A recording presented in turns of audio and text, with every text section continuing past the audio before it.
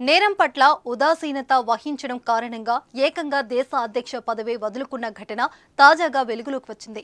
సమాజంలో జరిగే నేరాలను ఉపేక్షిస్తే అది తీవ్ర పరిణామాలకు దారితీస్తుంది. అందుకే హత్యలు, దోపిడీలు, లైంగిక దాడుల కేసుల్లో శిక్షలు చాలా కఠినంగా ఉంటాయి. ఇక చిన్నారులపై లైంగిక దాడి జరిగిందంటే మరింత కఠినంగా వ్యవహరించాల్సి ఉంటుంది.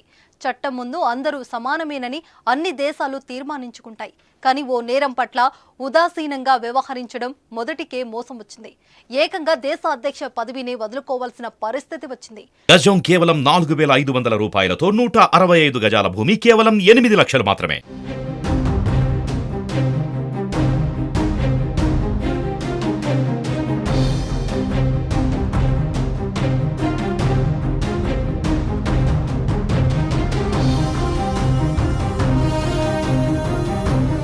చిన్నారిపై లైంగిక దాడి జరిగిన కేసులో ఓ నిందితుడికి హంగేరీ ప్రభుత్వం క్షమాభిక్ష ప్రసాదించడం తీవ్ర వివాదానికి దారితీసింది.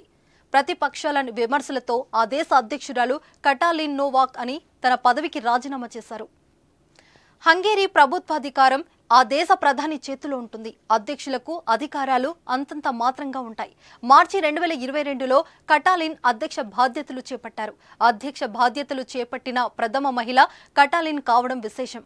కొంతకాలం క్రితం ఓ బాలల సంరక్షణాలయ ప్రధాన అధికారి అక్కడ చిన్నారిపై లైంగిక దాడికి పాల్పడ్డాడని ఆరోపణలు వచ్చాయి. ఈ దారుణాన్ని కప్పిపుచ్చేందుకు అధికారికి సహకరించిన మరో ఉద్యోగికి ప్రభుత్వ సూచన మేరకు అధ్యక్షురాలు క్షమాభిక్ష ప్రసాదించారు. ఈ విషయం తాజాగా బయటకు రావడంతో హంగేరీలో తీవ్ర కలకలం రేపింది. క్షమాభిక్ష ఎలా ప్రసాదిస్తారంటూ ప్రతిపక్షాలు ఫైర్ అయ్యాయి. ప్రధాని రాజీనామా చేయాలని డిమాండ్ చేశాయి. దేశవ్యాప్తంగా నిరసనలు మొదలయ్యాయి. అధ్యక్ష నివాసం ముందు ధర్నాకు దిగారు.